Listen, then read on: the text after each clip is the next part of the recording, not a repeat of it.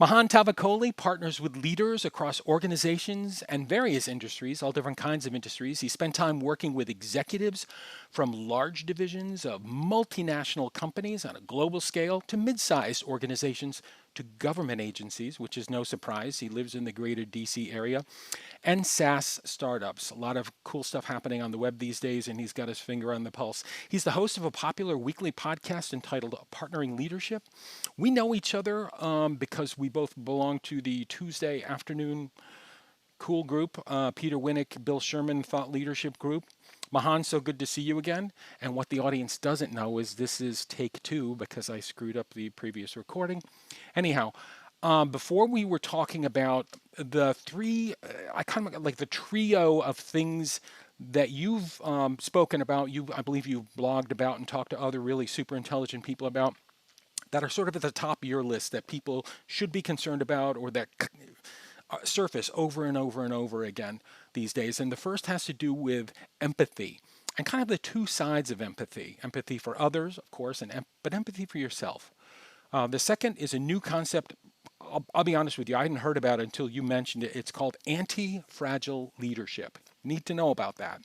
And then finally, uh, okay, so what's the difference between hope and optimism? Mahan, I always thought they were kind of the same thing. So now let's do this right this time. Go ahead. Dave, in the leaders that I interact with, I'm seeing more stress and more anxiety on their shoulders and obviously on the team members. And that's why I keep emphasizing empathy. And the leaders first need to have some empathy for themselves. These are stressful times. These are stressful for our team members, but the leaders don't necessarily need to take this all on their shoulders. So self empathy is important, but also understanding that people's lives have been disrupted just from the fact that in many instances, whether it's homeschooling of kids, online education, to not being able to see family and friends, it is a stressful time. And I find that empathy is first and foremost on all of this. Now, that said, this is truly a moment for anti fragility. Now, Nassim Nicholas Taleb is the person that put a term to the concept, and it's absolutely brilliant. He talks about some robust systems. So think of a metal cup when it falls down, Mhm. nothing happens to it. It doesn't benefit from the fall, but nothing happens. Fragile systems, like a glass cup, it falls down, it breaks. Resilient systems, think of a rubber band, you pull it up, then it goes back to its previous shape. But anti fragile systems benefit from the breakage. So, almost like the human immune system, or think about muscles. Mhm. When we work muscles, they become stronger as a result. So, this is a moment that there has been a breakage in all of our lives, in all of the organizations, but we can think about it as a moment of anti fragility, Mhm. becoming stronger and better as a result. And then from there, the other thing is giving hope to our team members, but not necessarily just too much optimism without reality. Mhm. And I love the Stockdale paradox. For people that know of Admiral Stockdale, he was shot down over Vietnam. And Jim Collins asked him about his experience and why was it that after 7 years of torture, and both of his legs were broken uh, while in prison camp, he was tortured mercilessly, but he survived, and a lot of other people didn't survive. Mhm. Admiral Stockdale said that it wasn't the optimists, they were the ones that gave up first Mhm. because they would think, okay, by Christmas time, we're going to be freed, and they weren't. Then by Easter, we're going to be freed, and then they weren't. So eventually they gave up. Mhm. Obviously, the pessimists didn't either. It's people that had hope, but used that hope to give strength to themselves to make it through the process, however long it happens to be. So I find the most effective leaders right now give their team members hope. They don't promise that 6 months from now, 3 months from now, things are going to be back to a previous normal. Maybe things will never be back to a previous normal.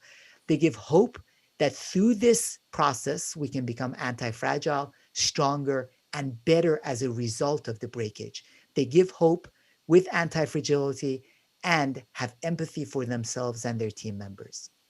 That's fantastic, and that's amazing stuff.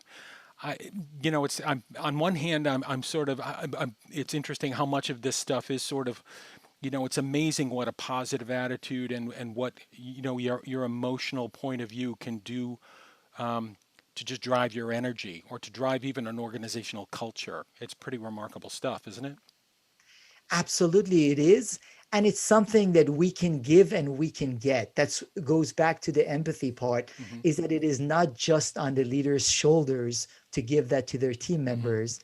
When done well, it's something that we can rely on the entire team to give some of that positive energy and get some of it back. That's great. And Mahan, finally, the question I ask everybody, which is, what lessons have we learned, or are we learning right now in this moment of craziness, whether it's COVID or social unrest or really crazy economics? What lessons have we learned that we must not forget? I think one of the lessons for me, Dave, has been we can do a lot more and we can be a lot more effective. One of the organizations I'm proud to be involved with is Leadership Greater Washington. And post pandemic, for the 3 months following it, we did more programs with more people and more members than the previous 12 months Hmm. with higher purpose, higher engagement. So, with many of my clients, that has been the case where we have rethought about the business. So, the strategy is it's almost as if the deck of cards have been thrown up in the air Hmm. and they are re-strategizing and doing things better than before. Those are the organizations that I think will survive. And the biggest lesson that I've learned is every once in a while, it helps to start from scratch, Hmm. throw the cards up and take out the old assumptions and reinvent and start anew. It's interesting because circumstances have forced us, so many of us, into that, myself included, into that realm of deconstruction, reconstruction. You know what I mean? And in peacetime, in times of normal circumstances, it really takes an exceptional person or an exceptional organization or an exceptional culture to sort of drive that type of change. So the end result is not necessarily right now is not necessarily a bad thing, right? Absolutely. And even think about this, Dave. The group that Peter and Bill have started, where we've had a chance to meet each other and so many magnificent people.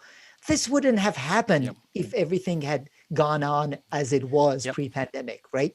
So we could have all sat in our offices and cried that the world has changed, Right. or thanks to the efforts that Peter and Bill have put into it Hmm. and the magnificent people that have gotten together as a result of it, Hmm. we are working together to become better as a result. So Yep. I think there is opportunity in all of this as we actively work and think about being anti-fragile. How Yep. can we be better as a result? We're not going back to the old normal.